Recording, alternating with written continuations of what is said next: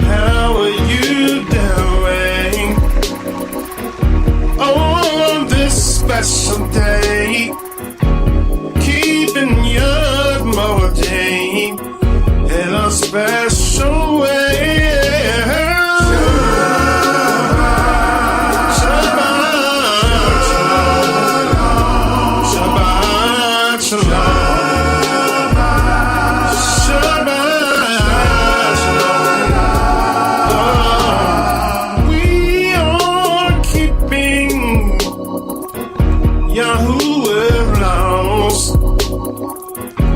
In our enemy's land to revolt the curse. Shabbat, Shabbat, Shabbat, Shabbat, Shalom. He promised that He would gather us from the land of the enemies called Babylon. Shabbat shalom. Shabbat shalom. Shabbat shalom.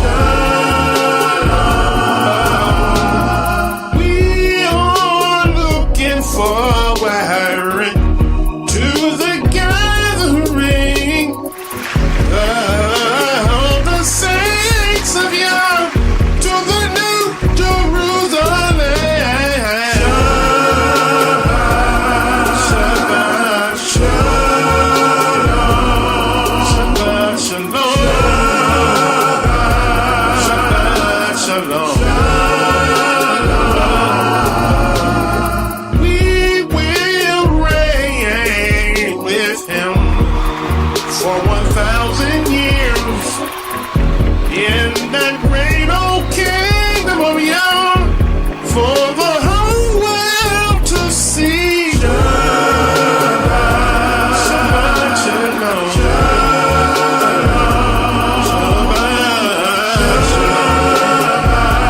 Shabbat shalom. Shemaiah is right, yeah. Shabbat shalom. Yahuwah is right. Let's celebrate Him now. For the battle is already won. Oh, yes it is. Whoa, Shabbat shalom. Shabbat shalom.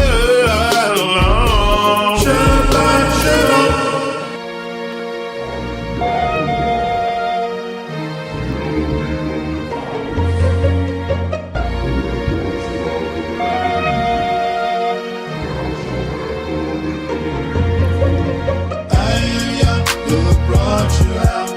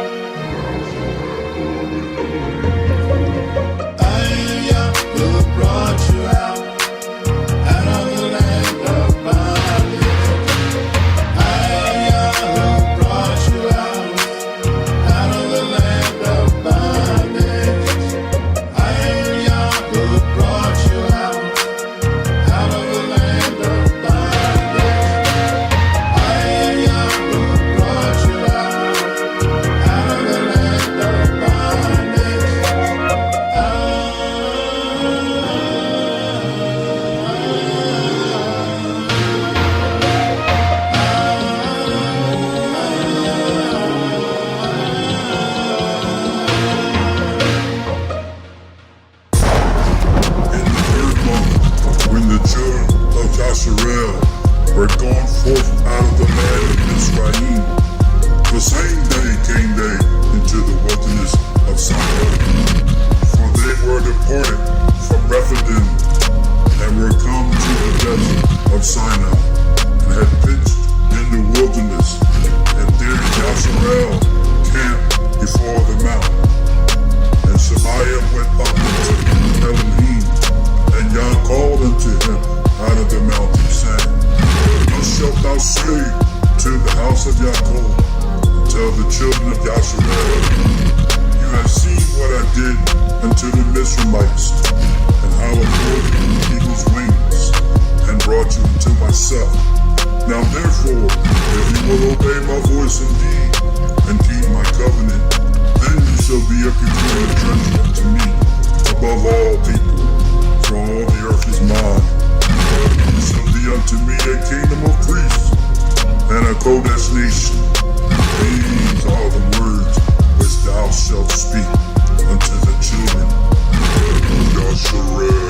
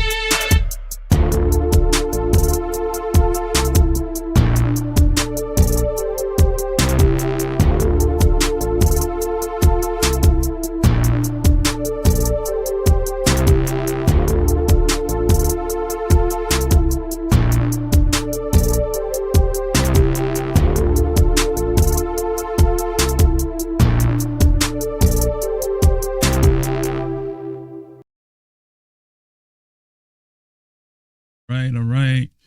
Shabbat Shalom, Baruch Shabbat, Shabbat Shalom, Baruch Shabbat to all Israel today on this blessed Shabbat, the first day of the numerical first day, also new moon. So those of you that in conjunction. It's kind of coincidentally, right? But be that as it may, prayerfully you all had a good week this Shabbat, and had a good week this week. I want to be brief today. I'm not going to be lengthy like I usually am. Had death in the family, so I'm gonna have to cut down right at the mark, right at the 11 o'clock or the two hour mark. So this lesson is going to be in two parts. I'm not going to be able to cover the full throttle in one part. So let me say my greetings here real quick. We got Afro-Asiatic. Let's see. I think my mic is off, isn't it? Oh, is my mic off? Can you all hear me? Greetings here real quick. Okay, sounds like it's all right. Okay.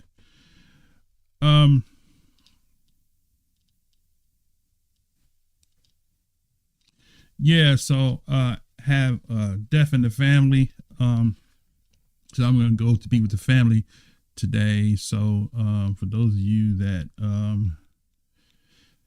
have offered your prayers and condolences, the second cousin of mine, but she was like a first cousin, and she just made 70 this year. So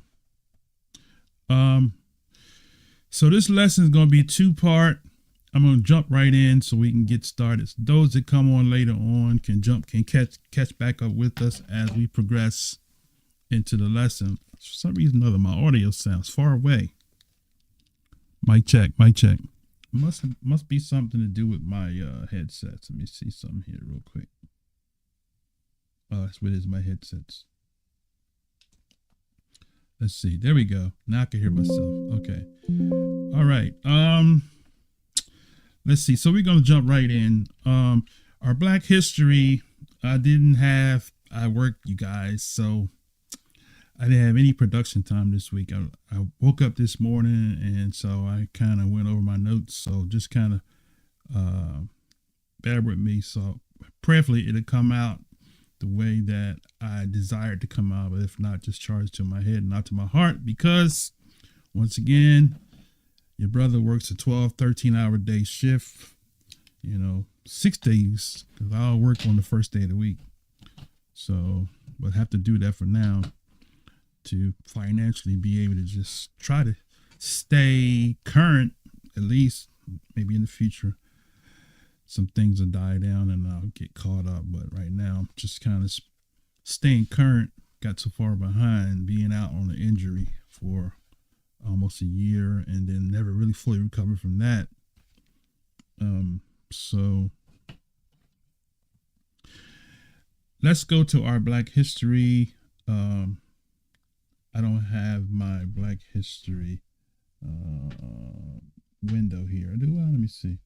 Do I have it? Let me see. Hold on a second. Do I have my Black History background?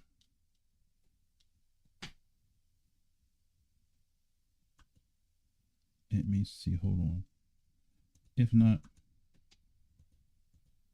yeah, I don't know. I wasn't prepared, but I don't have it. Okay, I don't have my Black History background, so I'll just kind of go with the black screen. Where am I here? Black History. Let's see. Let me bring my camera up. Okay. How come I can't find my camera?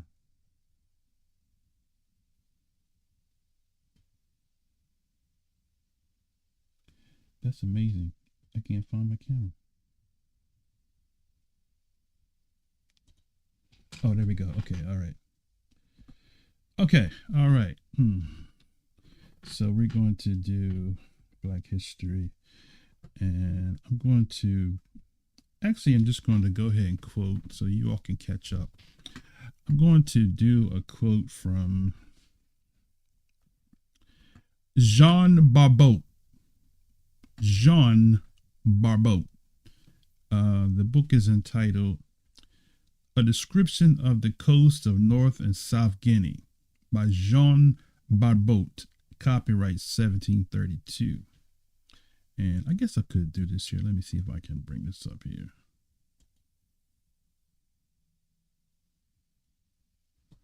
Matter of fact, let's try this here.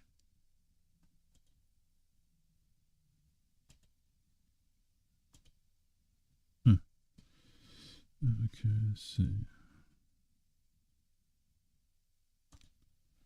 Okay. Did I do that right?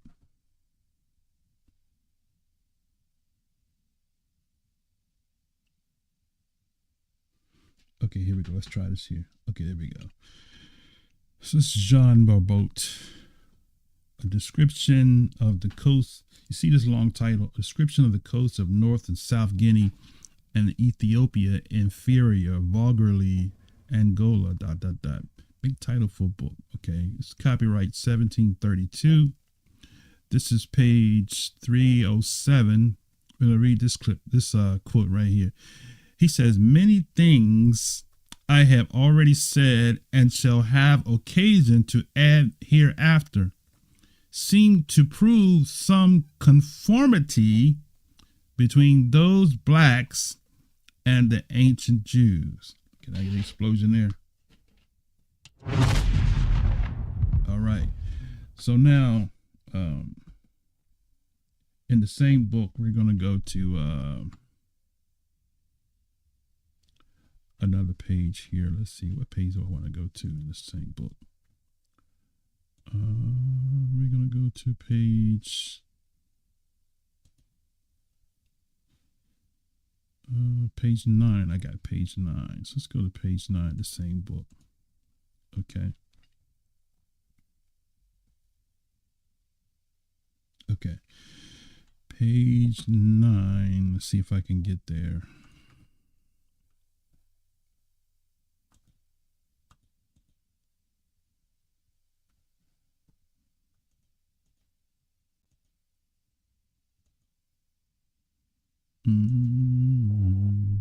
Okay, I must got the wrong page. I got the wrong page. I said page 9. There's no page 9 here. Where's page 9? Okay. I'm just going to read the quote. The quote.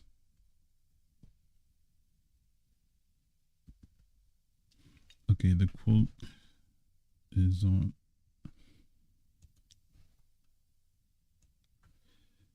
page 9. It says, let me see if I can find, hold on a second. I got a keyword here. Let's see.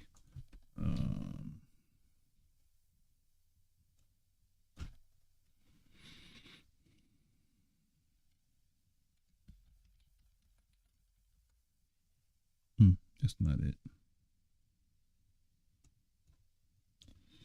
Let's see. Hold on a second.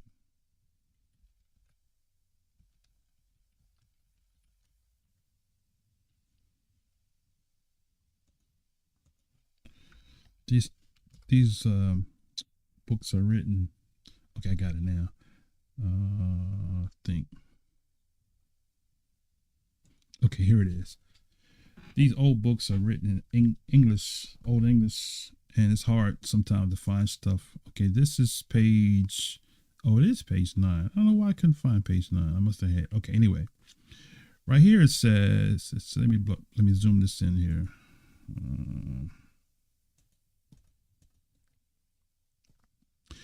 It says the blackness must be in the blood or race of Marmol argues can be further proved from this observation made that the Jews of Portuguese race, so now he's talking about the blackness, right? The Jews of the Portuguese race always marrying one with another, the children resemble their fathers and mothers' complexion. And thus this particular tawny color perpetuates itself with little or no dissemination wheresoever they inhabit, even in north countries. Okay, that's all I'm going to read there. All right. So Mr. Barbeau says that the Portuguese Jews were black and tawny. All right. Okay. Let's go to the next quote. Okay. We're going to go to Sir Harry S. Johnston. Now, I don't have the link for this one here, but I'm going to read the quote. Sir Harry S. Johnston. I'll show you my notes so you can see.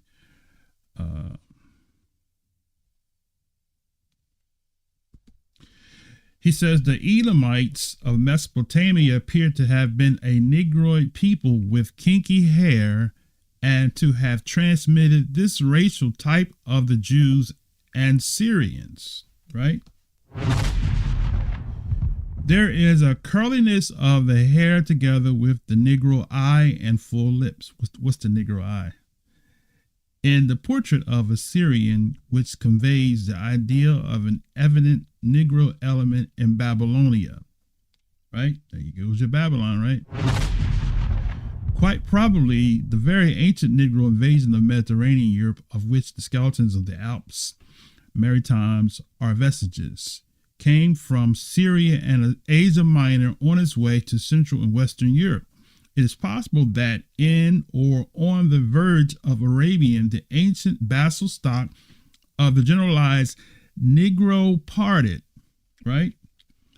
Divided into two great streams of divergent immigration, one to proceed to Europe via Syria and the other to pass through Arabia to Egypt and tropical Africa. In Arabia or Egypt, it may be arose the difference between the long-headed African Negro and the rounder, shorter-headed Bushman, the last name becoming more habited than his conjurers to the life in deserts or scrubby open countries, right?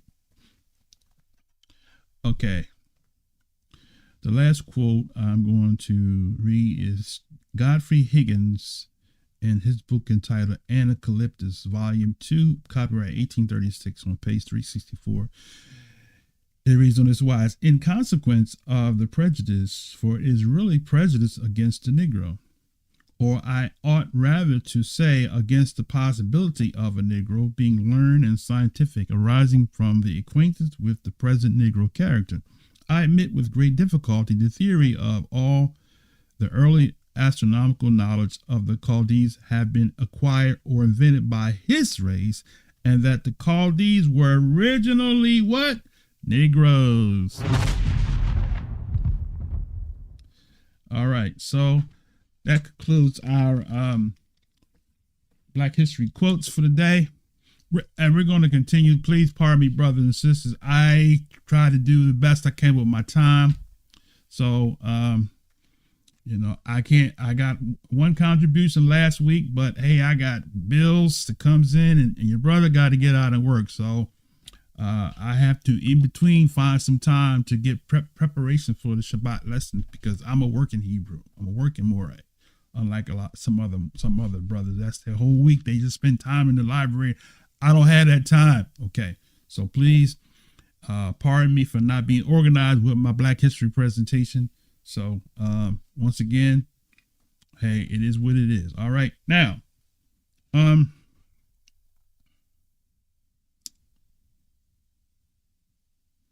let's see. So Shabbat Shalom to those that just came in and posted in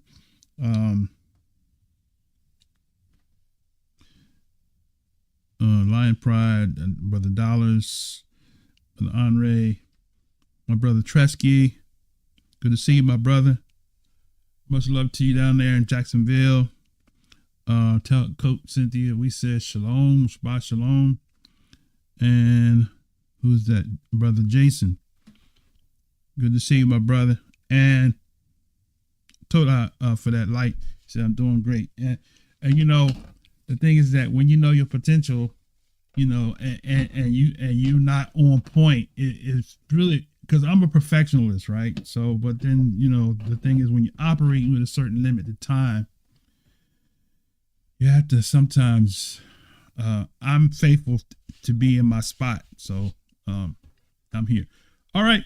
So with that said, brothers, this is part one of, if Esau's not the white man, then who is he? If Esau's not the white man, then who is he? So we're going to jump right in, right?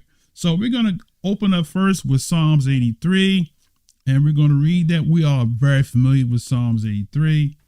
So we're going to open up with Psalms 83, and we're going to start, it's called the Confederacy, right? So Psalms 83, right? We're going to learn some stuff today. We're going to learn today.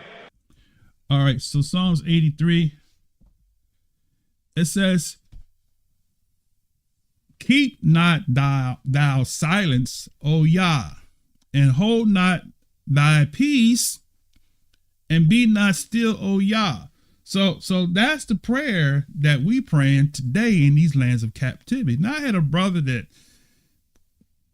commented on one of my videos and said Deuteronomy 28 was already fulfilled. It don't have nothing to do with us. I said, and he posted some verses. I said, well, you just proved my point, because the captivities wasn't a one-shot deal or perpetual. That's what it says. And if you read the whole chapter, 28 talks about perpetual.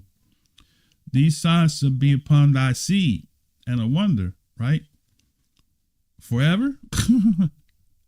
Right? So you can't make the prophecy be fulfilled in one shot, because the Most High, Israel, kept going into captivity. And apparently this person don't subscribe to this channel, because he would make such a foolish statement, right?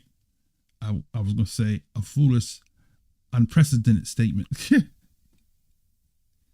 Because there are some people that do make foolish statements, right? But he wouldn't have made that statement if he followed his channel, because we already talked about the perpetual curses and the perpetual captivity. Israel kept going into captivity. That's what the Israelites, they comprehended that when the Most High told them in Deuteronomy 20. They knew that wasn't one shot. They knew that every generation that rose up was going to go into another captivity if they disobeyed the covenant, right? All right. So, hold on a second.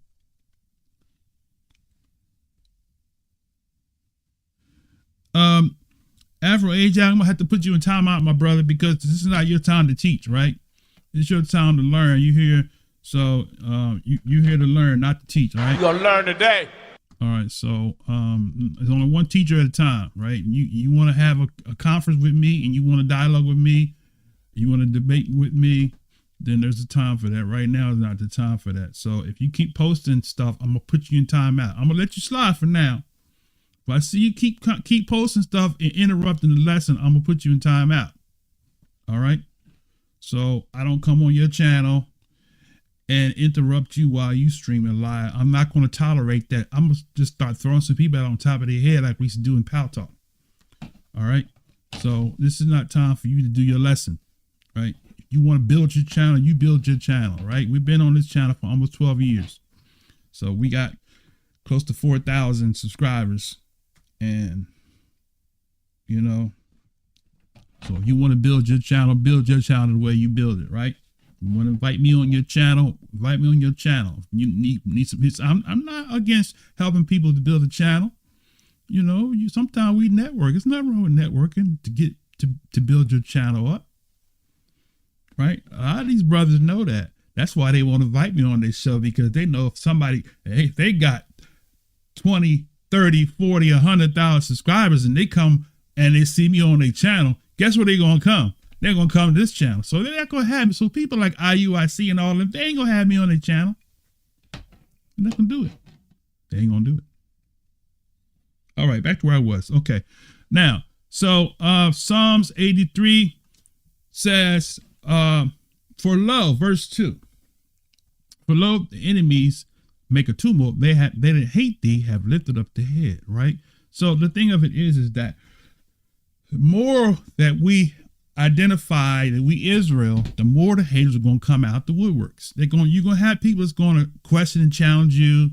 You're going to have your Christian friends that are going to question and challenge you. Okay, well, look. He said he's not trying to build a channel. Okay, fine. But then this is not the place for you to teach, okay? So if you want to teach, my brother, you know, this is not the place to teach, right? The teacher is on the screen right now, all right? Now, through the Ruach, okay? Now, so the enemies, we have many enemies, brothers and sisters. The more we come into the knowledge that we Israel, we have all kinds of haters that come. We got the conscious community coming with that Kemet foolishness, right? We got the Moorish Americans coming with that. We're gonna cover them in this lesson too. You got people telling us that we in a cult, all kinds of stuff. So the enemy is coming from every angle because the enemy does not want Israel to return to the covenant.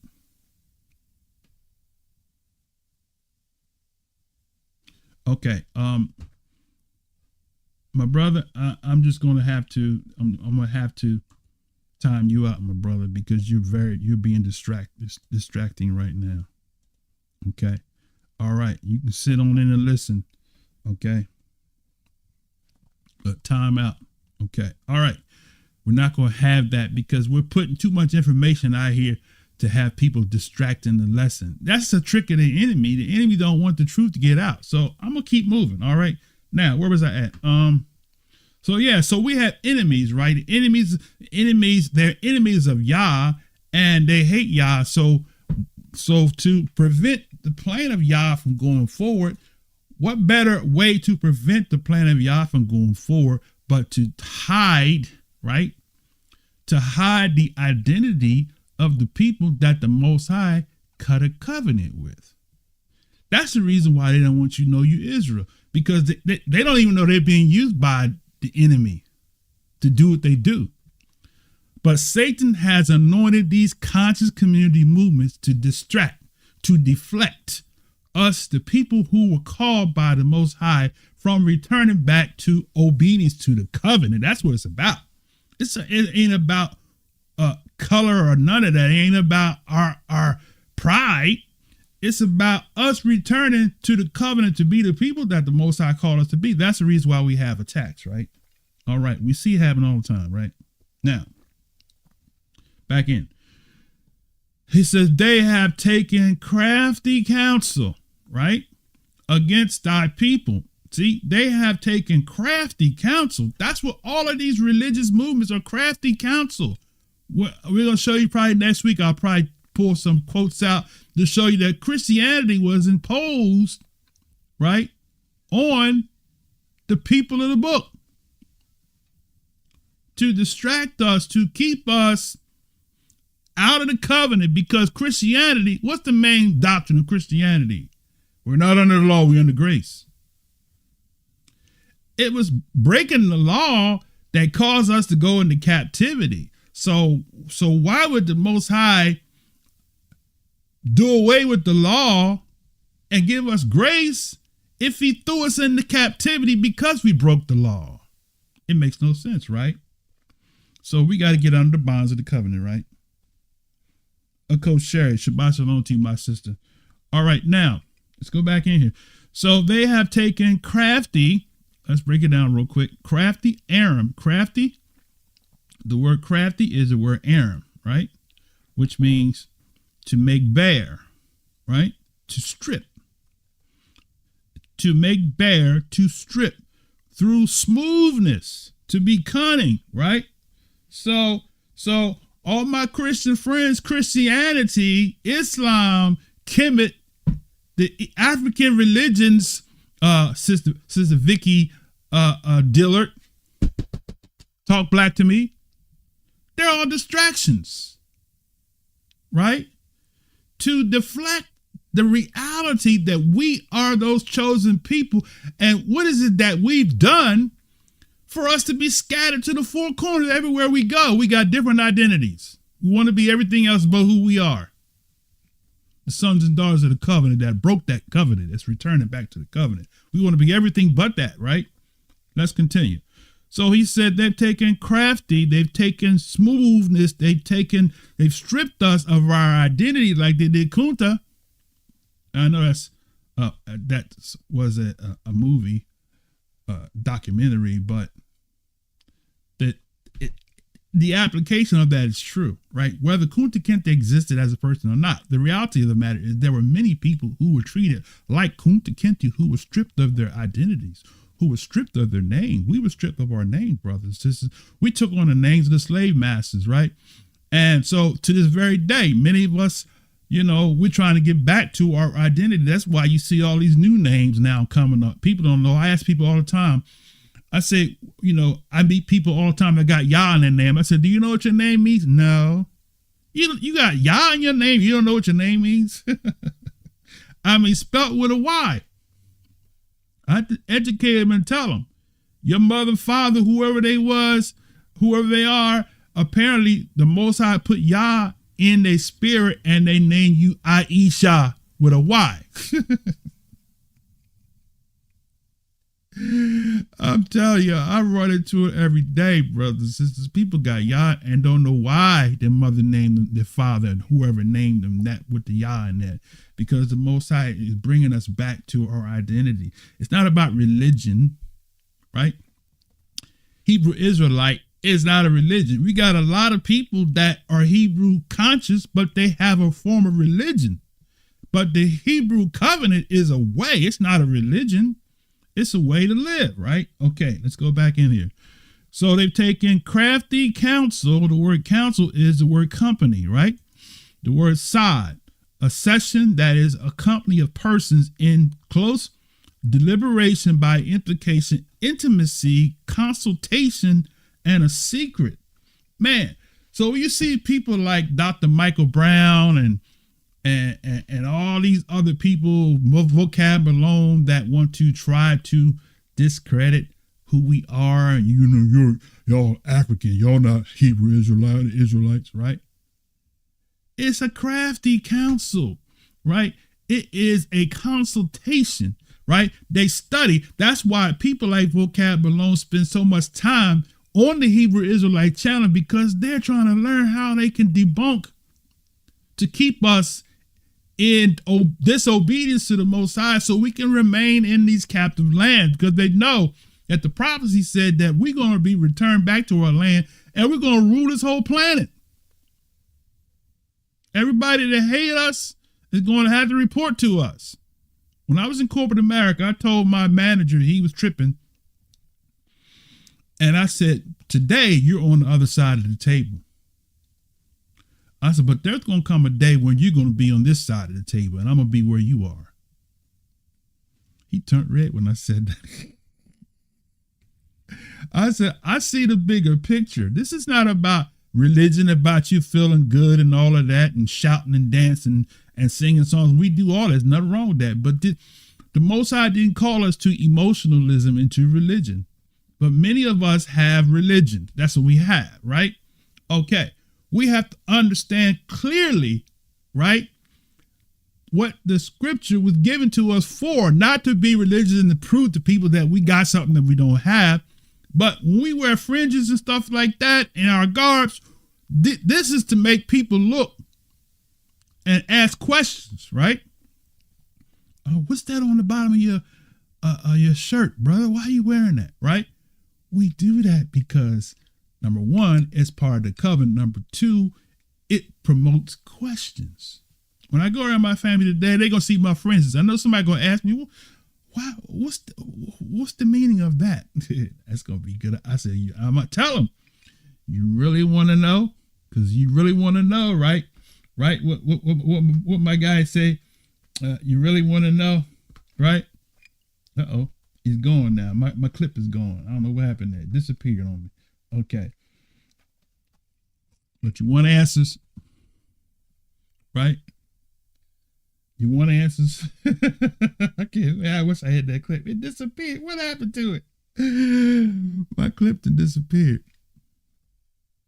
It sure did. But you want answers, right? So when you wear the fringes, right?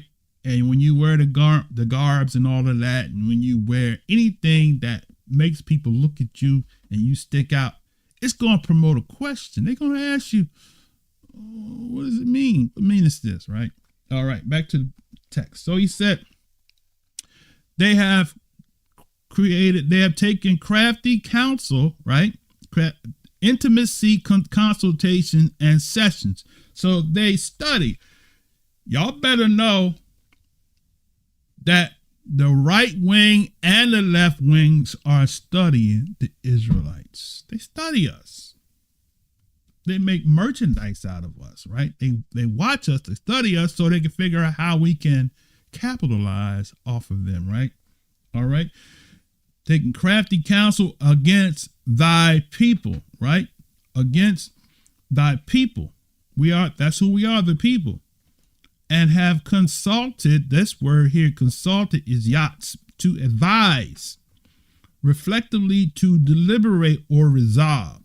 So they create policies and laws to try to keep us. That's why a job sometimes is a restriction to your Hebrew way of life, because if you're distracted by having to work all the time, you're not going to have a lot of time to get before Yah to where you can have some clarity about some things that's going on in your personal life, to get some direction, because ultimately the Most High wants us to be successful and to succeed, right? All right, but the enemy wants us to think, oh, well, we in captivity, brother. We're gonna remain poor because we in captivity, right? Okay, no, not necessarily, right? Some of our positions where we are today is based off of our decisions. Let me say that again, right? Some of our positions today, where we are today, is based off of our decisions we made in the past. Okay? We blame everything on the devil. When you make a decision, the Most High is smarter than we are, right? He made a decision. He gave us the ability to make a decision. And with every decision, there is a reaction, a repercussion.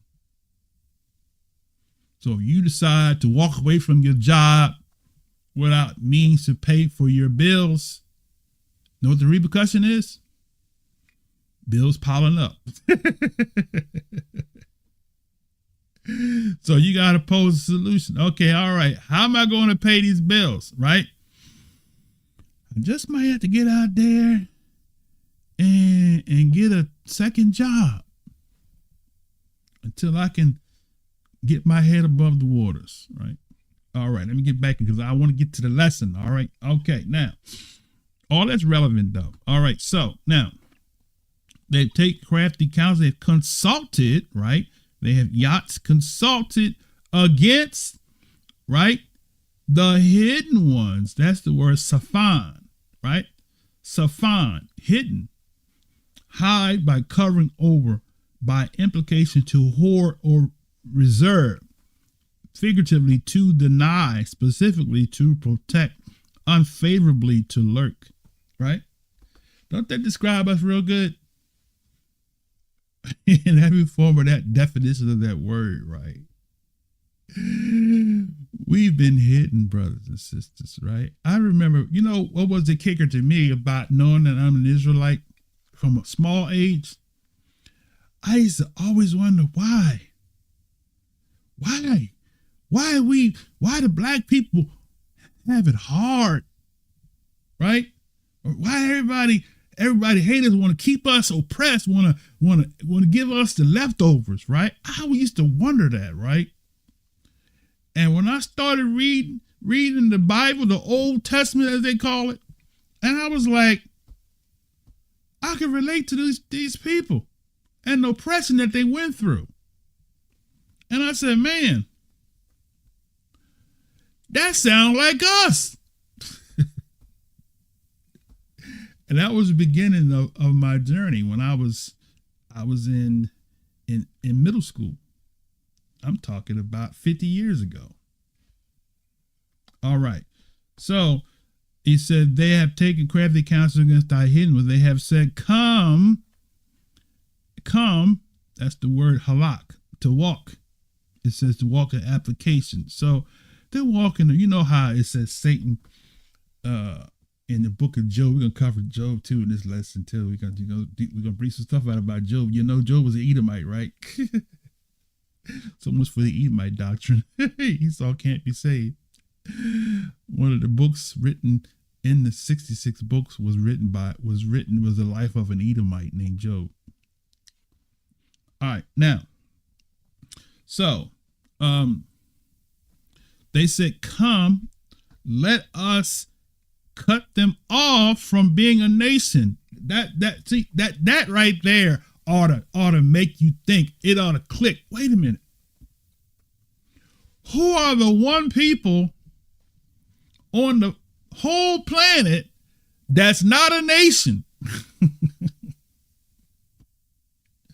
I remember Moray Josiah said that years ago. He said, "We not a nation, we a people." Because we always used to say the nation of Israel. We not a nation. Because to be a nation, you have to have a land that is yours, where you run the government. We don't have a nation. We are citizens of another nation. We're Americans, Canadians, Englanders. Even in Africa, you got the Afrikaners running everything down there. We're not a nation, brothers and sisters, right? So they said, "Come, let us cut them off from being a nation," right? Come, let us cut them off from being a nation, that the name of Israel may be no more in remembrance. Now, I saw somebody comment something. Juan said,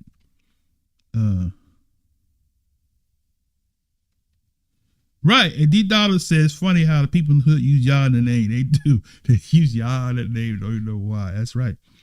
Juan, I know you didn't threw a cheap shot and ran. That's what they do. They see a title or video, and it's pricking their heart, and then they have something to say. Before I read the comment, I can pretty much tell you what he's gonna say. But anyway, he says, "You speak of skin color. Skin color doesn't matter. You will judge by judging others on skin color. The color of the deity Gad, holy energy, is the same with us. The skin is only a shell." Right. So Juan, Mr. Troll passing by, he just want to throw a shot and run. You ain't listened to a damn thing I said yet. But you got something to say. But you got your mouth, your chops going. You ain't heard not one damn thing I said on this channel. I said nothing about skin color, right? So I want you to check yourself before you wreck yourself. All right. Now,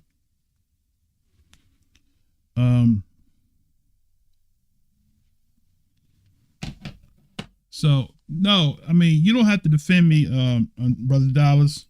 The thing is that these people come in here with this foolishness, right? Don't even listen. A fool, I take it to the proverb on a fool. A fool utters all his mouth. A fool speaks on a matter before he comprehends it. So when you jump in a conversation and you just start talking, you proving yourself to be a fool. Okay, now let me get back to the lesson. All right. I know he's gone. He just threw a shot and kept running. Just in case he happens to come back to the video. Don't be a fool your whole life, Brother Wine. Okay, now.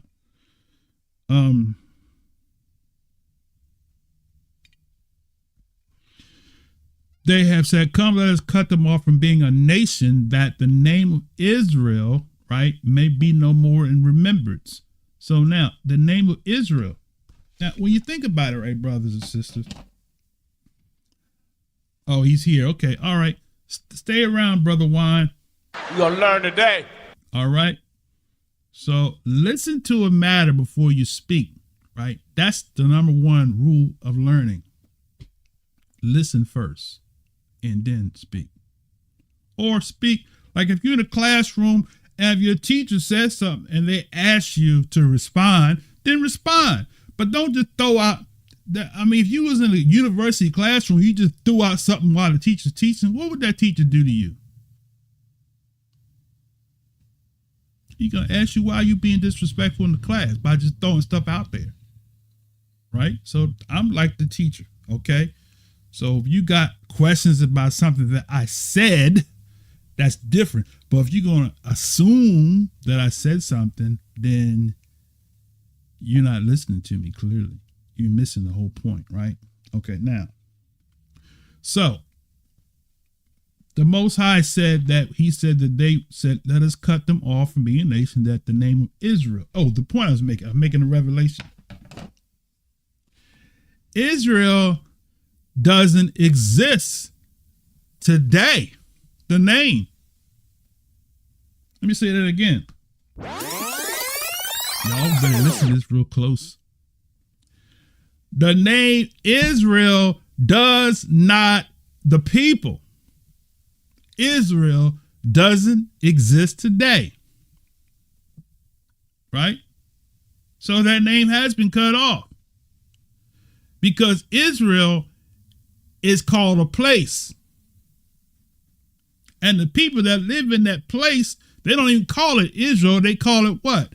Palestine. Wow, man. They call it Palestine. So the name has been cut off. The people had, now we are bringing that name back because we realize we are Israel. We call ourselves Hebrew what? Israelites, because we are embracing the name. We are fulfilling Psalms 83 where we're bringing that name back. Putting it back on the map. We're the only people that in the world that call ourselves Hebrew Israelites. Right. All right.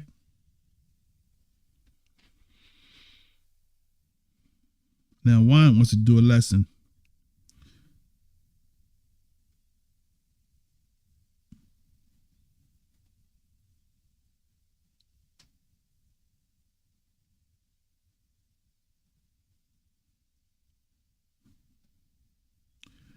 Juan says, I can't read this small, Merneptah steel. I guess he's talking about the Rosetta Stone. Proving Israel's 3,200 year existence, King David's biblical reign did not involve ruling over territory, area, not a nation called Palestine. Instead, he ruled over a kingdom. That's correct. Of Israel and Judah, with Jerusalem as its capital, and its conquests were focused on the surrounding regions, including Philistine city. Now, you're right. You're correct. So I guess you're kind of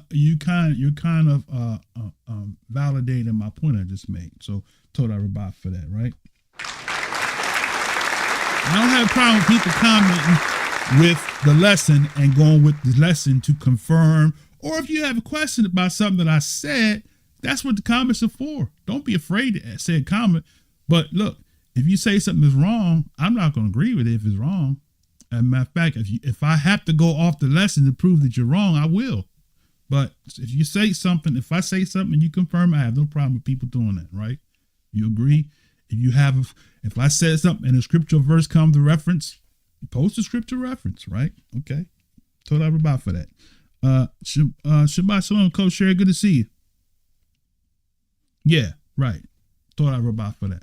All right, now she said, "Be respectful." That's right. That's right. That's my admin. One of my admins right there, stepping up to the plate. All right, let me get back in here. So now, so the nation has been cut off, right? The people, right? The nation, is the people. Are the people. I said are the people, right? Let us cut them off being a nation that the name of Israel, the name, right? The name of Israel has been cut off, right? Not only the name, because we can get technical, name meaning the literal name, but name also means what? Authority. So you can't have one without the other. Name and authority. Israel has no authority, right? All right. And it has been, it has been lost in remembrance. Now, 1948 was not a fulfillment of that, of Israel coming back. That's the narrative that they throw at you. They want you to believe. There's no prophecy in the book that talks about a people going back to a land without the king. All right, now verse 5. For they have consulted together, that's the word yats again, with one consent, right? That's the word yakab. It's like I think a plural form of ekad or akad, which means one, right? Akad means unified, united, right? They have come yakad, they are confederate, they are what? Berith, right? They made a covenant. That's what berith means, a covenant, a cutting, right? So the nations have made a covenant against the people there's only one people who fit that prophetic utterance, right? We just happen to be called so-called Negroes, right? But we have many names because some of us went to different places. We lost the label Negro, right? Some of us call ourselves Haitians and Cubans and Puerto Ricans and Jamaicans and Brazilians, Moroccoans, right? You got some people that went to Spain. They still call themselves Spaniards. They know they ain't no Spaniard. They in the country of Spain, but that's not their heritage, right? All right, now.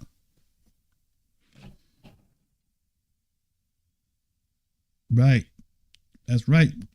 Like the Gentiles said, 1948, the year that Japheth came into, right. Actually 48 was a fulfillment of Genesis 9. Japheth shall dwell in the tents of Shem. All right. Now, so he said, they have consulted with one consent and are confederate, right? They have cut a covenant against thee. Now, here's where we get into the description, right? I'm going to start right at the top because we asked the question, people asked the question, who is Esau, brother? Right? If Esau is not the so-called white man, then who is Esau? Right?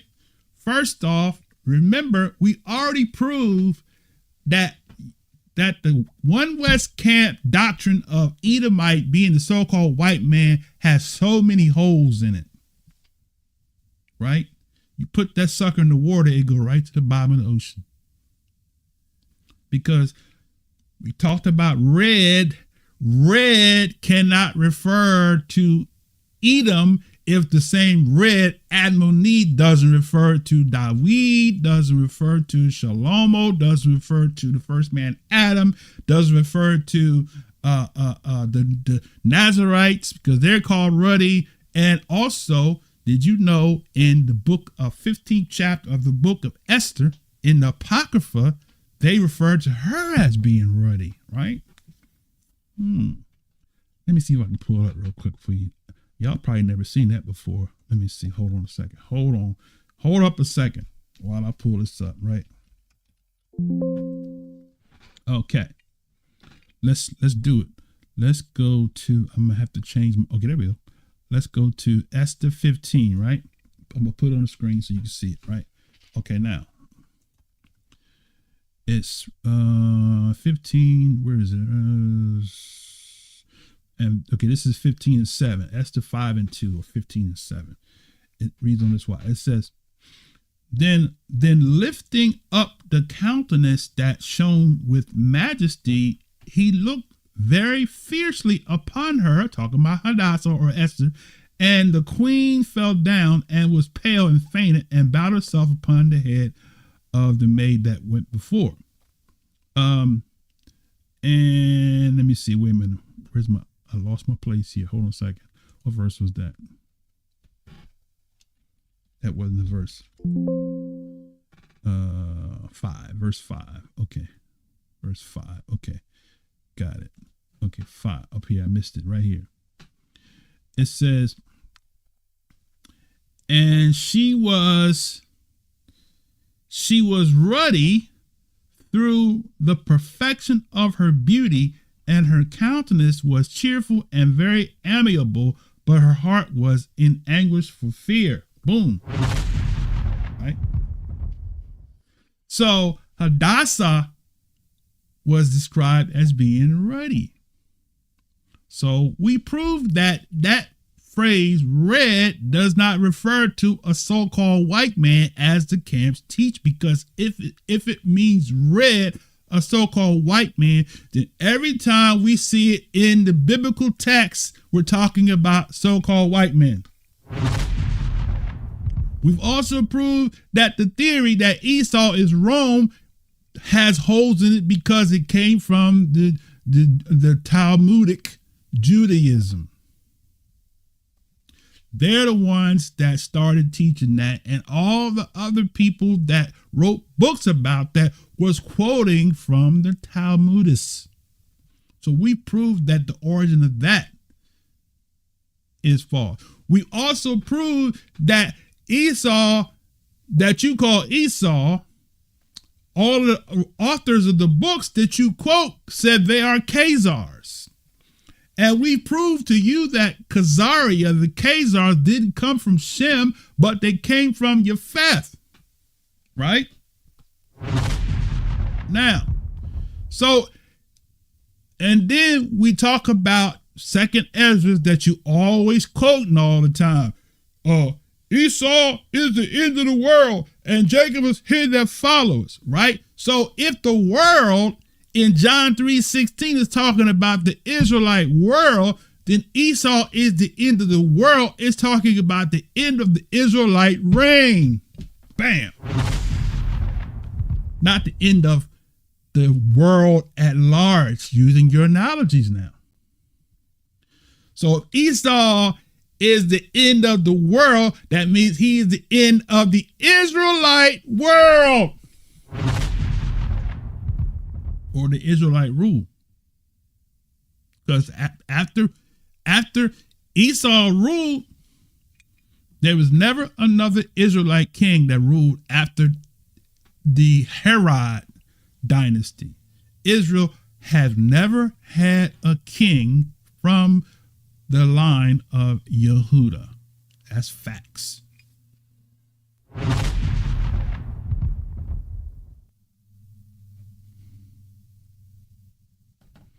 Shabbat Shalom. Who is it? Yahweh ben Israel. Good to see you, my brother. Blessing to you and your household. Light said, I guess Esther was blonde hair and pale skinned woman. By the camps, I guess, huh? Joan is another one that's coming in here not listening. Joan, don't come in here with that. When you go into your classroom, and I know you're an educated person, and your teacher's teaching, do you interrupt the teacher and assume stuff? Because see, if I was your college university teacher, and you threw something out there like that, I'd bring you up to the front of class and ask you, what in my dissertation did you get that from? Put you on the spot. So,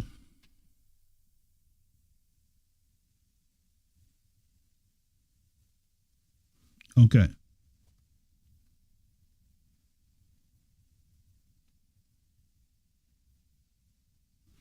Okay. Joan.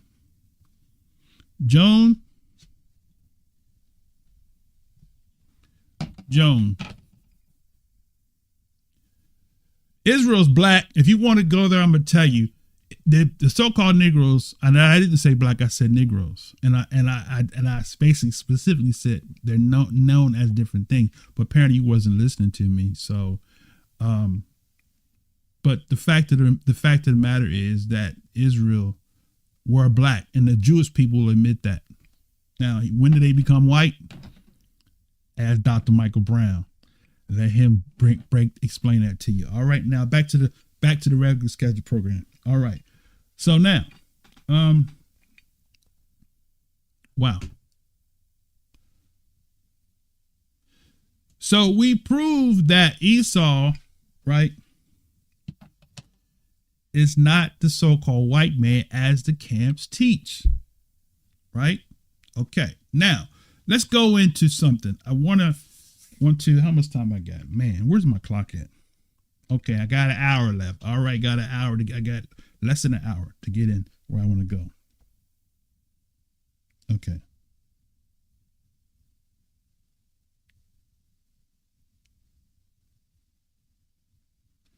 I appreciate that. Like the Gentiles said to the sister, you can't understand scriptures without knowing the nations. That's a fact. So, Sister Joan, is that McSweeney? McSweeney? I don't know if you're Christian or not, but stick around. You're going to learn today, right? You're going to learn today. All right, now. So, everything is about prophecy. So, if you're a Christian and you love Jesus, I'm sorry. I'm sorry, guys. That came out funny. I didn't mean it funny. It came out funny. Okay. Well, first, I'm laughing because y'all know we don't call the Messiah Jesus. Okay. Okay. Now, but if you are a Christian, and I remember when I went to UK, I'm going to say this, I'm going to get back to the lesson because I can go talk about stories. I was doing a tour in UK. It was sister and brother Cecil and sister Leona invited me to, they're Hebrew Israelites in UK, invited me to, they paid my way to UK to do a conference. And a sister, a Christian sister got up, said she was involved in prophecy, and said she was called to the tribe of Judah. And I said, you were? She said, yeah. I said, if I show you who the tribe of Judah was, and you said you are called to them, I said, then you need to do your job, right? Because when you say to use the term Jew, you're making reference to one tribe. But Jew is not a reference to one tribe. It's not a reference to the whole nation. It's a reference to the tribe of Judah, right? So when you go through the tribe of Judah, you'll see who the Judites lived amongst, right? Okay, now, since you mentioned color, right? It was not in my note, but I will deal with this, okay? So now, Esau, we proved Esau was not a so-called white man, because if Esau was a so-called white man, right, then he married African identical people who just happened to be black. My sister Joanne. So let me ask you a question. Since you listen, she says she's on y'all's team. Okay, good. Ham, right? Was he an African man, or was Ham a European man? I didn't know. I didn't say color, because you have some Europeans that are melanated, just like you have some Africans who are non-melanated, right?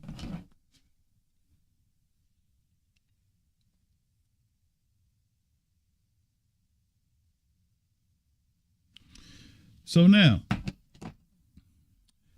that's my question to you, my sister, right? And I'm not gonna sit there and wait for the answer, because I'll keep looking at the comments. Okay, so I'm gonna give you the answer.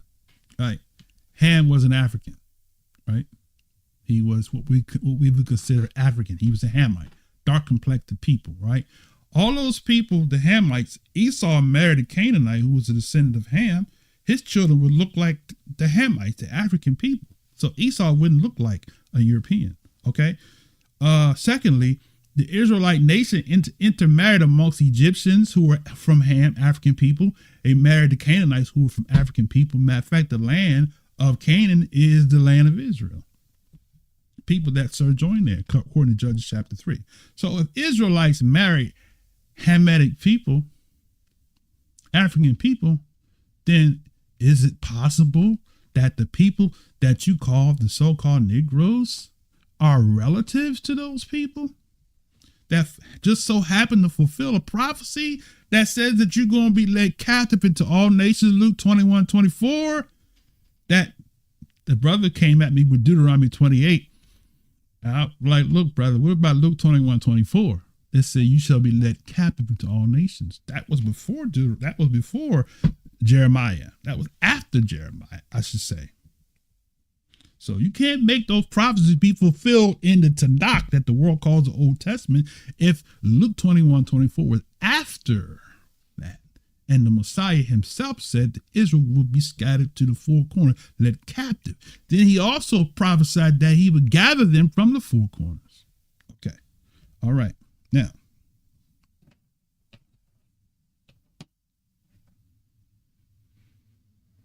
we are all shades of wheat. See, that's the problem, Joan. A lot of people are religious and not realistic. When you fill out the Census Bureau, right, and you fill out your census and they ask you what's your ethnicity, right? Don't they have on that Negro, black? But y'all want to make it's not about color. Well, then they need to just drop all the labels. Let all the people live together in the same community. Stop jacking up the prices. The real estate prices are $500,000, $750,000, $1 million over here. But over here, the hood is cheaper, right? If it's no color, then drop all of that political garbage and let everybody dwell together. And then we'll agree, say, oh, there's no color. Until we see that, no, it's going to always be color. All right, now. So, all right.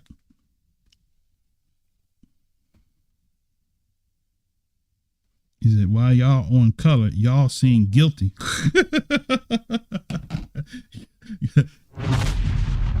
Guilty. All right. Now, I'm trying to get to the lesson, but people's taking me somewhere where, but the point I'm making in the lesson is that we proved that Esau was a Hebrew. And the ancients of Hebrews wouldn't be, quote unquote, white. All the authors say that, except for the modern authors try to flip the script. But the writers of antiquity tell you the truth, right? So stick around. Right. Okay, now. I want to get back to the lesson. So now, I said all this to say this, to set you up. To comprehend who Esau is, we have to first identify who he's not. Right? So we proved to you that Esau is from Shem, right? And the so-called white man is from Japheth, right? So everybody in prophecy, and this is not to make you feel bad. If you feel bad, it's because you choose to feel bad. This is truth. And that's the problem. People have a problem with truth and they feel bad, right? I got so-called white people in my family, right? So some of my nephews are married to European women. Big deal. You know, I don't have a problem. You married, you love who you love. Love knows no color line. Like nature knows no color line, right? That's your privilege to choose who you choose to love. That's your choice. Let Yah be the judge, not me. All right, now. So the Shemites, as we showed you, all the references were people of African Edenic stock, right? Okay. Now, let's go to Esau. Okay, now, so to begin with Esau, we're going to begin. I'm going to give you a link. You can go with me to this link, right? And this link, I'll put it in the chat. We're going to read together. And we're going to start with the Arabs, right? Because I'm going to give the answer to the riddle first. And then I'm going to prove my point. A coat, Sherry, Toda Rabah for that's a super chat. Super chat. Hallelujah. I praise Yah for that. And I'm not a religious person and say, oh, you can't make a contribution on the Shabbat. I don't find that in the scripture anywhere. Okay? Buying and selling. Nobody's buying anything. I'm not selling anything. So we got people that say you shouldn't transact money on the Shabbat, and they still don't give me any money off the Shabbat. So I don't listen to that religious rhetoric. Okay?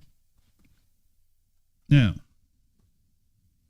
Baruch Shabbat, bless Shabbat, Akot Tanda Leah, Princess Leah, good to see you, my sisters. Now, so I gave you the answer, right? Esau would be classified genetically as an Arab. Let me say that again. The answer is Esau is not the so-called white man. Esau is an Arab. Okay. Now, we're going to define Arabs because most people don't comprehend what an Arab is. When you think of Arabs, you think of the Iranians and the Arab immigrants as the Arabs, right? That's not true, right? You in danger, girl. Right? What you bringing to the table, brother? That's right. We're going to prove to you.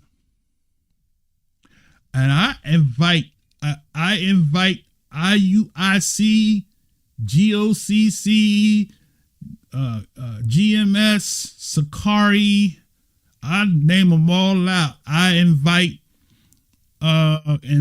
me on your channel. Y'all not gonna do it because y'all don't get no hits. They're not gonna do it. They peons, the new breeds, and doing this walk that sneak and watch us might go back and snitch and tell. He talking about y'all. They're not gonna invite me on their show because they know they can't prove me wrong. I got receipts, brother. Now, so I'm telling you straight up, right? Wait a minute. Esau does not exist as a nation, right? Now, how many nations, right? Let's do this real quick because I got some good stuff, y'all. I got some good stuff. Oh, it's hot.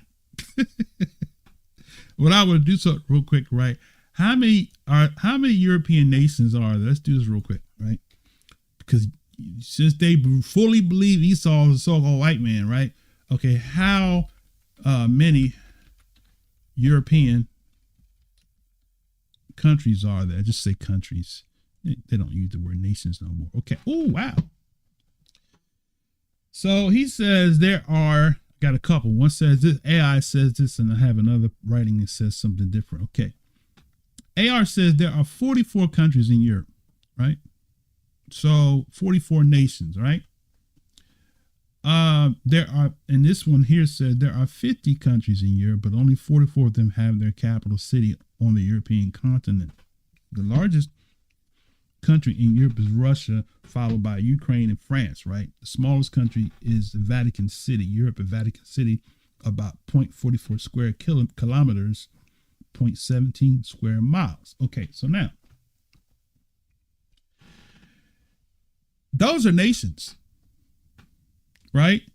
So the camps want me to believe that Esau was a white man that came from Idumea and went into Europe and has now 44 to 50 countries, nations. Say it ain't so, brother. You in danger, girl. Say it ain't so. It makes no sense that one group of people came from one landmass and populated the whole continent of Europe and America and rule in every nation. And we are supposed to believe that the Esau when the biblical text says that Esau was made small in Obadiah, right? So we talk about national reign. See, we're not talking about numerical value of people. We're talking about national reign. You got 50 countries in Europe that the so-called white man runs. So how can they be Esau? Okay, now, Esau's small. Let's put the scripture on it, right? All right. Let's go to Obadiah real quick. Okay. One chapter in Obadiah.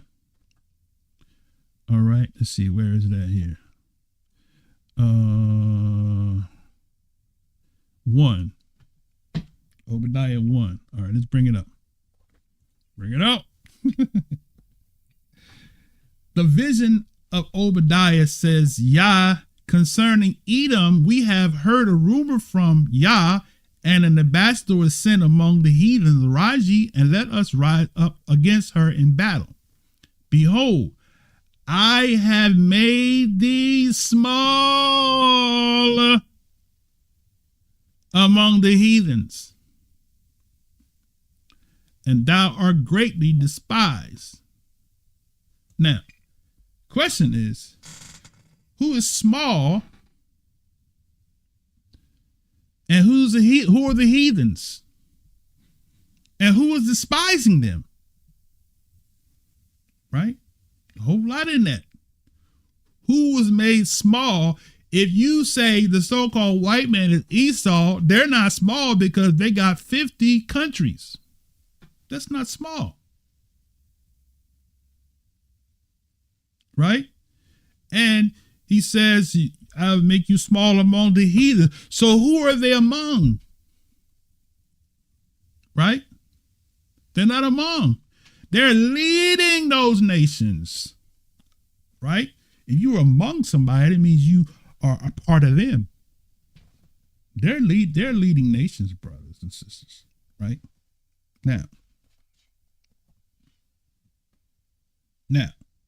So it can't be. It ain't so. It's a lie. It's a deception. Esau is not the European countries.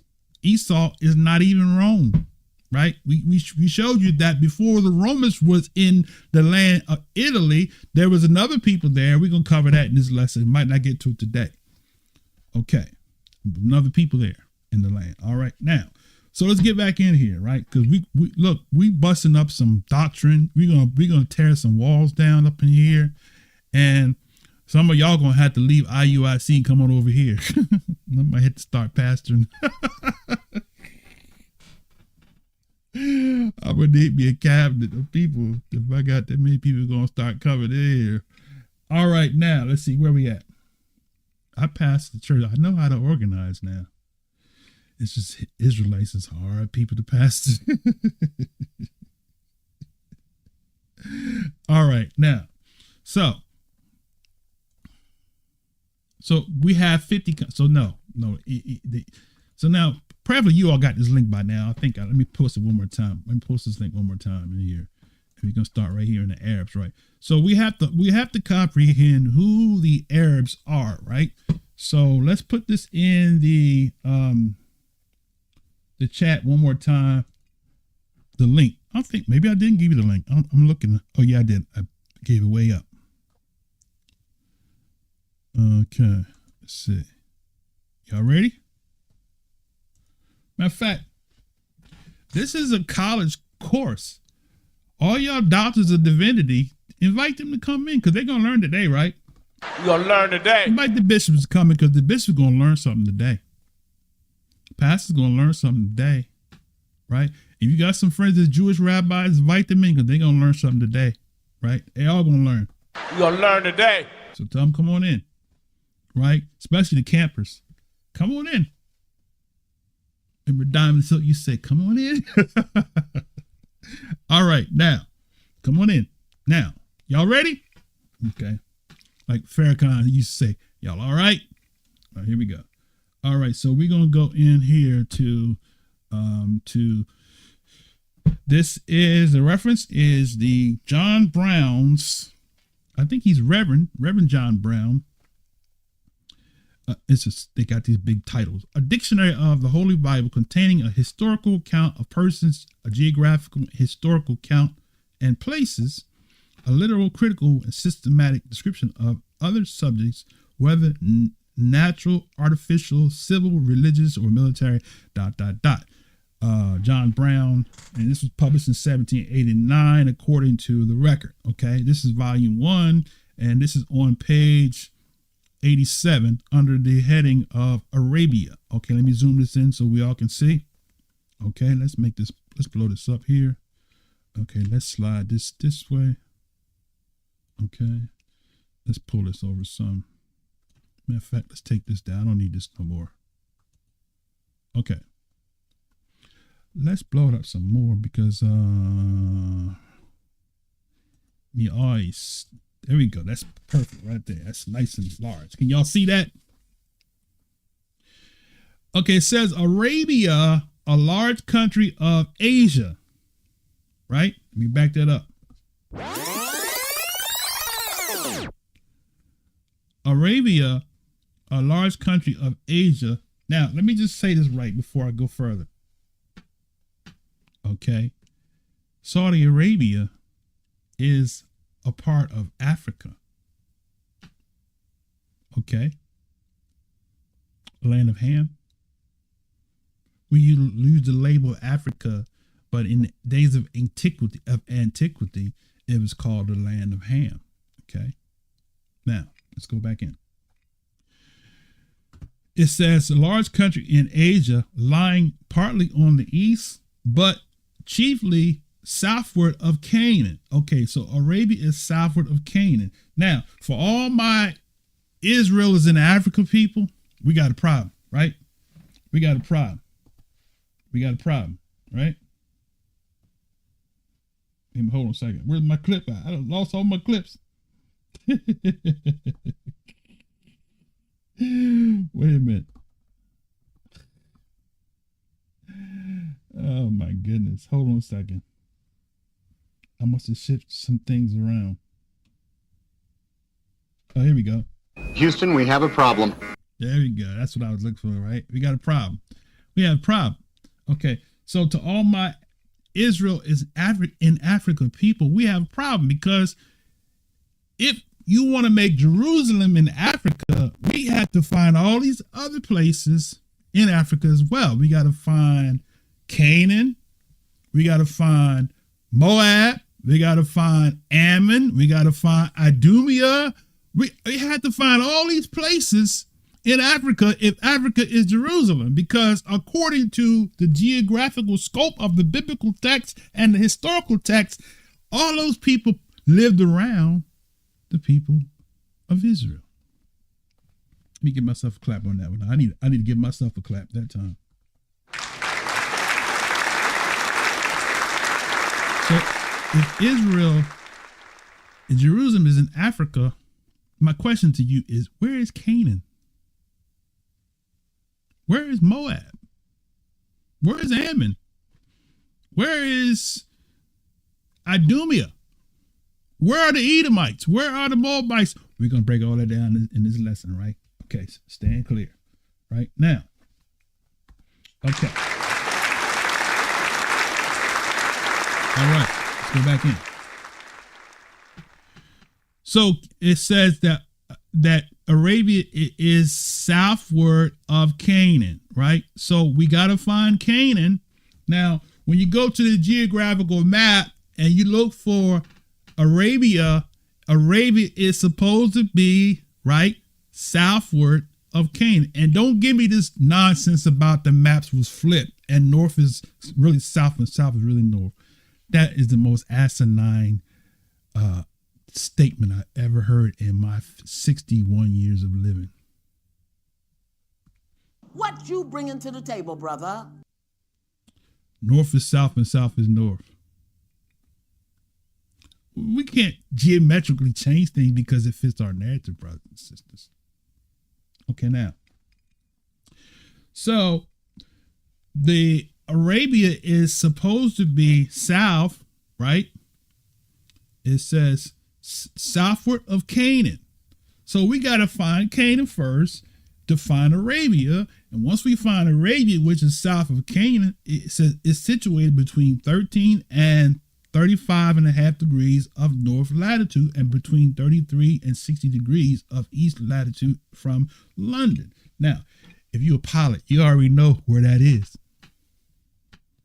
If you're not a pilot, if you know anything about geography, you don't know anything about coordinates of places and stuff like that, like legal people that tell you legal addresses, you give them a legal address, they can tell you exactly where it is, right? So they're giving you a legal address.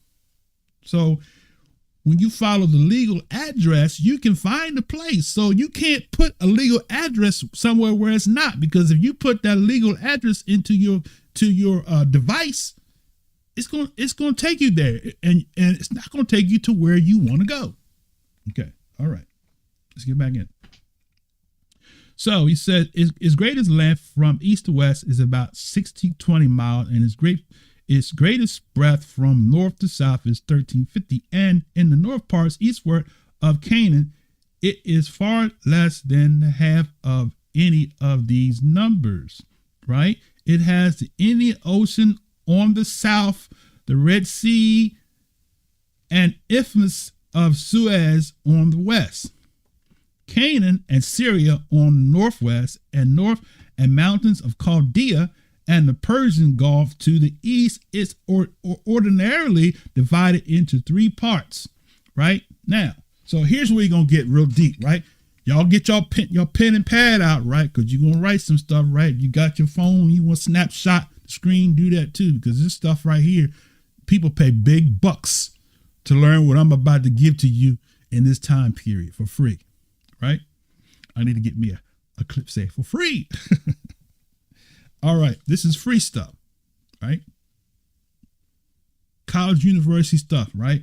They should allow me to give you a degree after taking this course, because this is good stuff here. All right. Now, so he says that Arabia, a division containing, let me see, back up for a second. Where was that?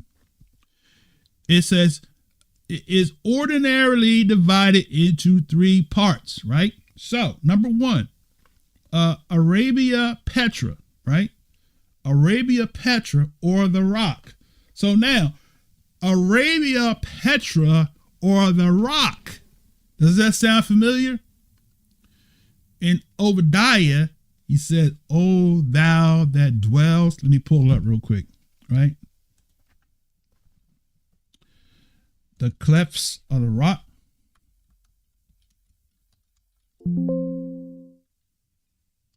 All right, hold on a second. It's verse 3. All right.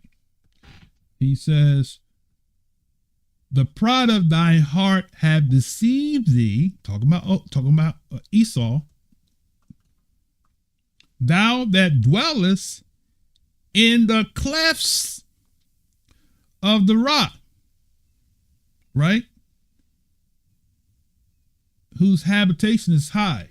So Esau dwells in a place, this is what he's talking about. At this time when this prophecy was spoken, Esau was dwelling in the Petra, right?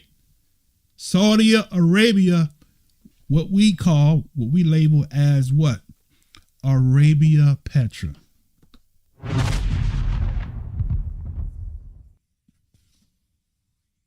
That was his place. So when you say the clefts of the rock, we're not talking about the Caucasus Mountains, brother. That's one West camp doctrine. It's off and it's wrong. And it's not biblically sound at all in any form, fashion, or shape, because Esau's land was south of Israel, right? Caucasus Mountains is north of Israel, right? Hit that smash again. So now we got Arabia Petra. I'm going to analyze each one of these in the future lesson, right? Right now, we're going to kind of just read, okay? All right. That's right. Saudi Arabia. Now, so it said, Arabia Petra on the rocky, thou that dwells in the cleft of the rock on the northwest, which is now called Hejaz, right? In the southwest part of this now stands the famed cities of Mecca and Medina, so much visited by the Mohammedan pilgrims. This division contained what? The land of Edom. See that? I can close the book now. We can go home. I already proved my point, but I'm going to go further, right? So, Arabia Petra is the cleft of the rock that Obadiah is referring to. Thou that dwell in the cleft of the rock. Not in the Caucasus Mountains. All right? Now.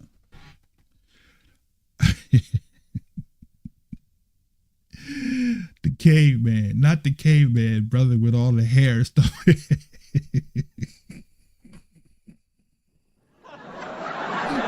caveman with all the hair on the arms and whatnot. Come on, One West Camp guys. Y'all got to do better than that, man. Y'all should have been graduated from that by now. So Esau dwells in the cleft of the rock. All right.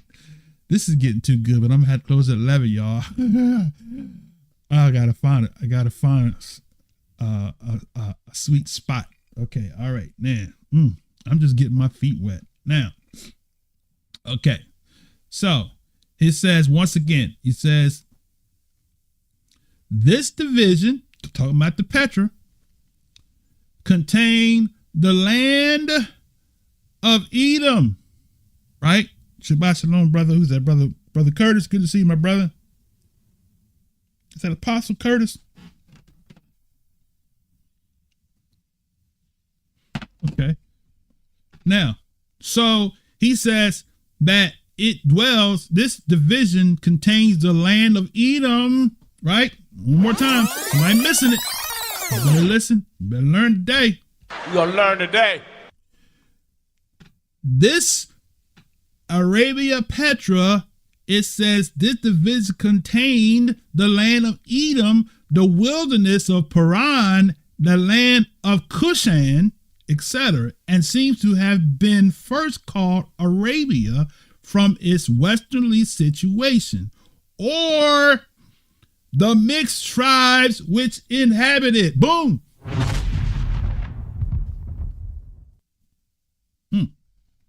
That's what an Arab is. See, the modern society makes you believe that an Arab looks like the Iranians or the Arab immigrants. Well, they don't even classify themselves as Arabs. Okay? Now, the Arab means a mixed race. Okay, now, let's see. I want to do something real quick. Hold that thought for a second. Wait a minute. Matter of fact, I'm gonna get to that in a minute. Okay, let's continue. No, let's do this here. Okay, all right. Since I'm there, all right. Now, what I want to show you is this, right? Jeremiah.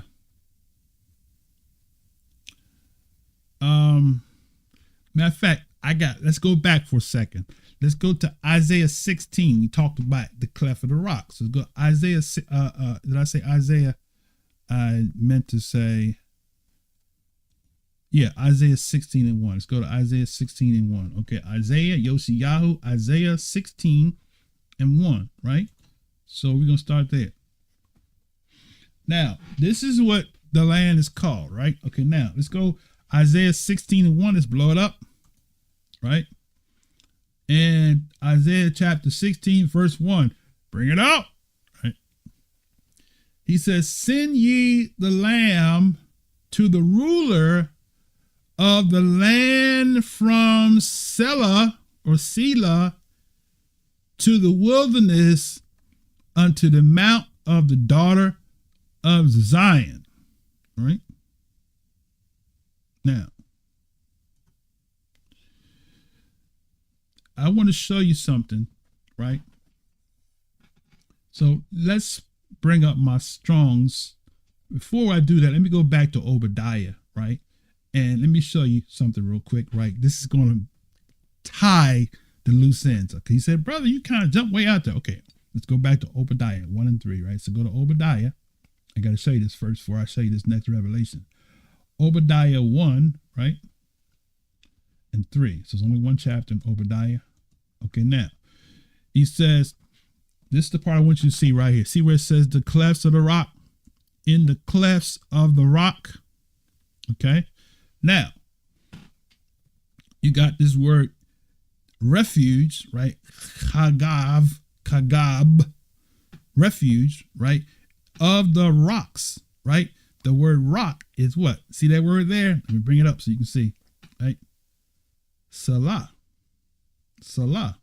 So the place is called Salah. The Salah, right? The loft or craggy rock. Literal or figuratively, a fortress, right? So that was Esau's place of dwelling. The fortress called Salah.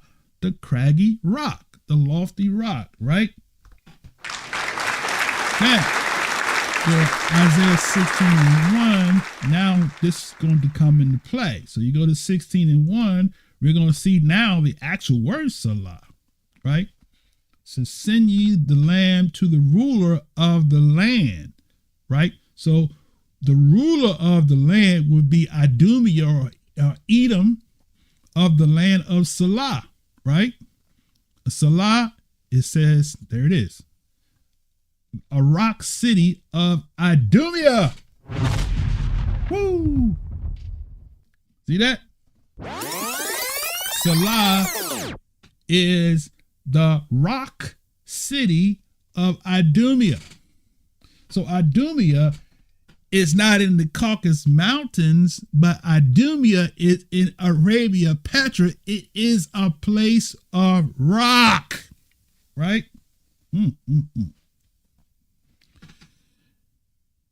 Yah, my Savior.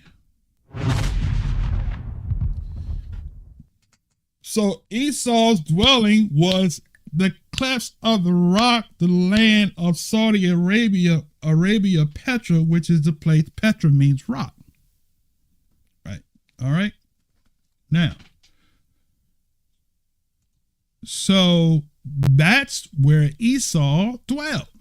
Right. Now, I mentioned that Arab means a mixed people. Okay. So let's do this real quick. Right. Okay.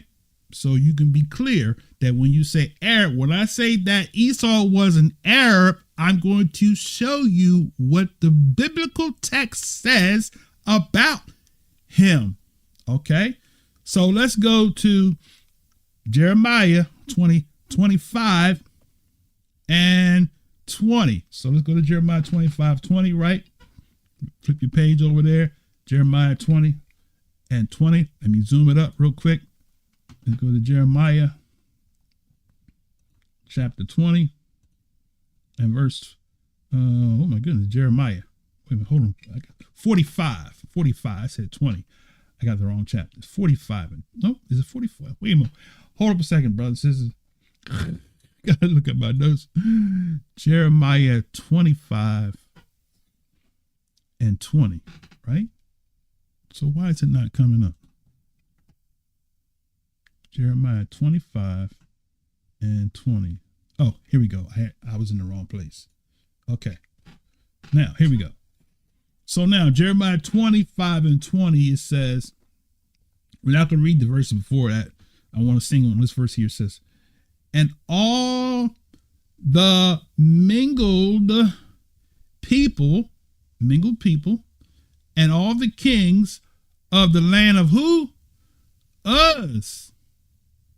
And all the kings of the land of Philistines, Ashkelon, Azab, Ekron, remnant of Ashdod. Now, what do we see, brother? What you bringing to the table, brother? What you bringing to the table, brother? Right? This word here, the mingled people, right? Mingled is the word Arab. Boom. Right? So the people, and watch this now. Watch it now. Watch it. Don't go nowhere. Right? So these people that he called mingled is the Hebrew word Arab, and that's where your word Arab comes from. It comes from the word mingled people, right? He said that they were what? Mingled people, and they had kings in the land of Uz, right? How about that? Now, look at this closely. Arab, it says, means a transverse threads of cloth, or as a mixture or a mongrel race, right? So in the desert, you had Arabs or mixed people, right? That's where the Arabs originated. Our modern Arabs didn't originate in Saudi Arabia. Arab has become a terminology associated with the people that practice Islam. But the original Arabs, before there was a Muhammad, right? The Hebrews called them Arabs or mixed people, right? So Esau was an Arab, his descendants. Esau was a Hebrew, but his descendants, right? He came. We're going to show it to you. All right, now. So that's one. Now I'm going to show you. Oh, you saw that word Uz there, right? We're going to cover that in a minute, right? Uz. Who's from the land of Uz? All right. Now, so let's go to my next reference here. My next reference is going to be Jeremiah. This time we're going to go to verse 24. 24, Jeremiah 25 and 24. So let's bring it out. Jeremiah 25 and 24. It says, look at this verse. It says, and all the kings, right, of Arabia. Oh, we got Arab there. They use the word, which is the root. Okay. Arab, right? 6154. The root 6150 goes back to is the root, right? It says the kings of Arabia and all the kings of the mingled people, that goes the word Arab, right? That dwell in the desert, right? So these Arabian people are kings. They are Arabs that dwell in the desert, right? Now, so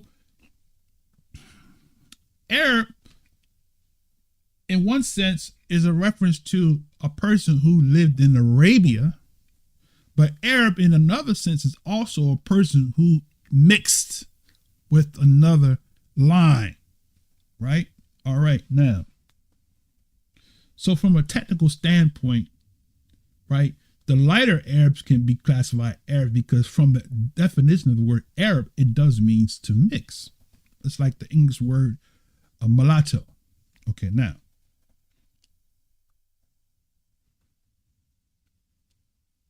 Now, let's go. Okay, so that's number two. So we see that the Arabs, the kings in Arabia, the kings and mingled people that dwell in the desert, right? Now, so the next verse talks about Zimri, Elam, and the Medes, right? Okay, Maddah. So Maddah technically could be classified as an Arab, okay, but they didn't embrace that terminology. The society has given them that terminology, right? Now, so let's go further. All right, let's go to my next reference. My next reference is Jeremiah. Let's just move this over here so I can move faster. Okay, Jeremiah 50 and 37. So let's go to Jeremiah 50, right? I'm gonna show you some stuff. We're gonna get real deep in a minute. Jeremiah 50 and 37. Go to 50 and 37, right? And is that okay? There we go. Yeah, Jeremiah 50, 37. All right. So it reads, it says, let's blow this up. A sword is upon their horses and upon the chariots and upon all the who? the mingled people, there goes that word Arab again, that are in the midst of her, and they shall become as women. A sword is upon her treasures, and they shall be robbed. So now, there goes that word Arab again, mix, right? Now, I'm going to bring it home in a minute. All right, now, somebody said, brother, bring it home, brother. I'm going to bring it home. All right, so that's Jeremiah 50 and 57.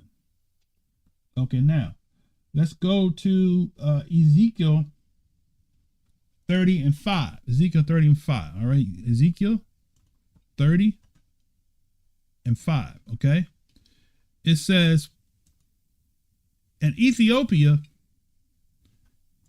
and Libya and Lydia and all the mingled people of Chub or Kub and the men of the land that is in league shall fall with them by the sword.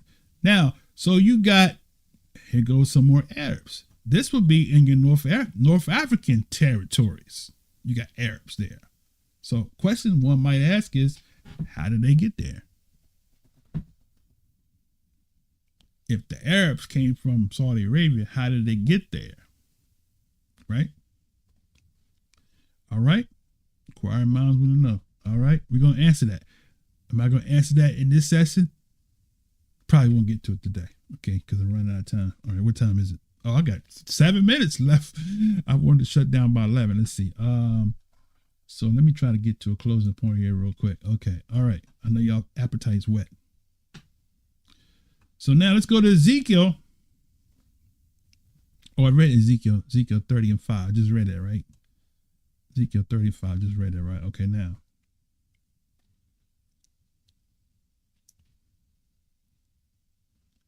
I'll tell you what we're going to do, right? Because I'm out of time. I really can't hang around today. I would love to hang around for another hour or two, but I can't today.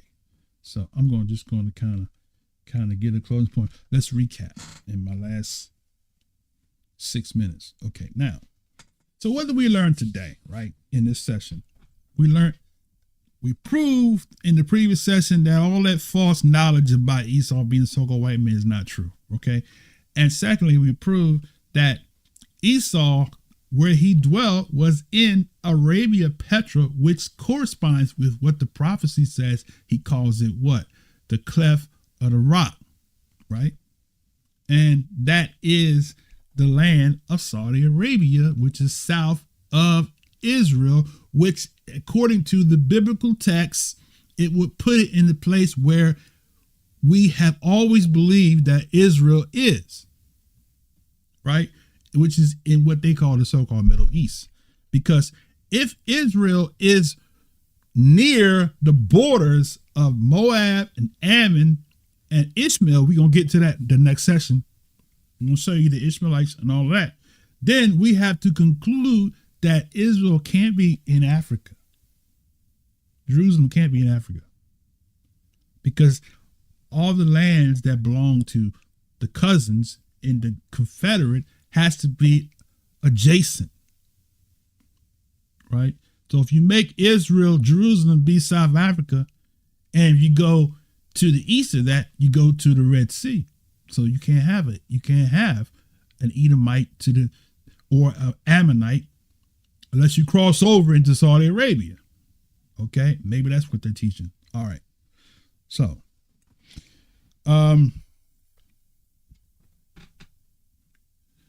Esau dwelled in the clefts of the rock in Saudi Arabia, and the Edomites are classified as Arabs. Now, next week we're gonna go deeper. I'm gonna have a little more time, prayerfully.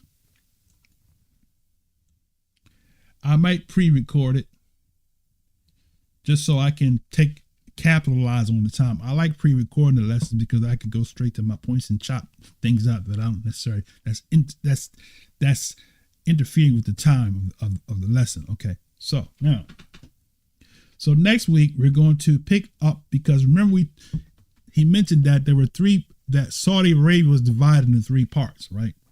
So the first part of Saudi Arabia was the land of Esau, was called Arabia Petra. But Esau also had a part of the next part. So the second part, I'll leave with this here. Okay. The 3 parts, you can look at that link and you jump ahead and read ahead for next week. Okay. The second part is Arabia Deserta, right? And the third part is Arabia Felix, right? Those are the parts. And I'm going to go through those parts fast. And then we're going to amplify and open up Edom real close, right? We're going to put him under the magnifying glass, right? And we're going to zoom in on his voyages, right? And call it the voyages of Edom. We're going to show you where he went.